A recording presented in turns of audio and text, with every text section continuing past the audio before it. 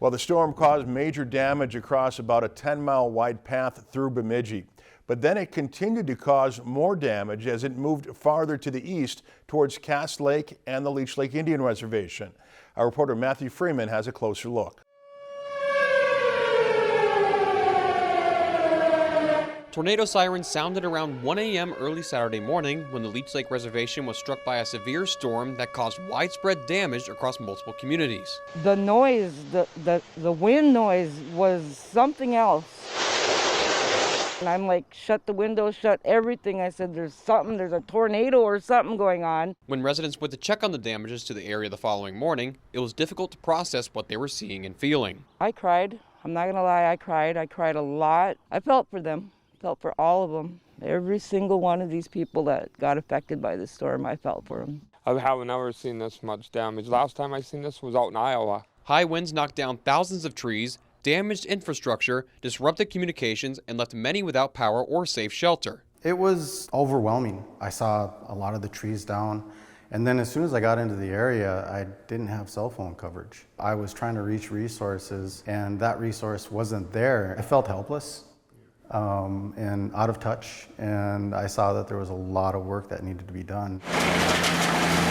That work started almost instantly. Chainsaw crews, firefighters, police officers, and community volunteers worked through the night and into the next day, clearing roads and driveways under extreme heat and humidity. First morning that the storm happened, my phone started ringing at 4:30 in the morning, and we've been busy ever since. Our first thing that we wanted to do was to get people some water. We were really trying to avoid heat injuries. Right away, we had to get pallets of water, and everybody was buying water. So it took a while for us to acquire that. Over 6 pallets of water ended up being distributed to those who needed it. The downtown area of Cass Lake was able to escape relatively unharmed, but the storm caused some severe damage to the more rural areas. On the reservation here, we have a patchwork quilt of land ownership. As we progress away from life-saving measures and more into debris management, we're trying to sort all that out and assess the situation. Look at the long-term economic impacts that the loss of all of this timber is going to have on the area. The storm hit during the Leech Lake Days powwow, forcing campers into the Veterans Building next door for emergency sheltering.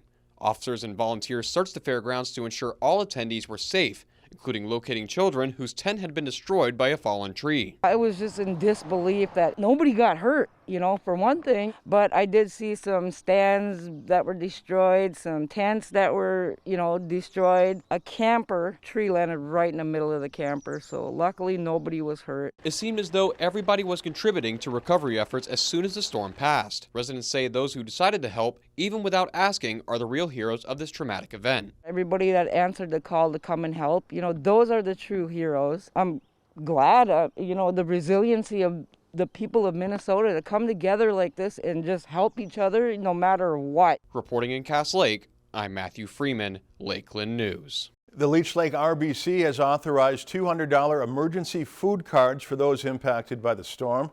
Gift cards will be handed out both Saturday and Sunday from 10 in the morning until 2 in the afternoon at the RTC Administration Building.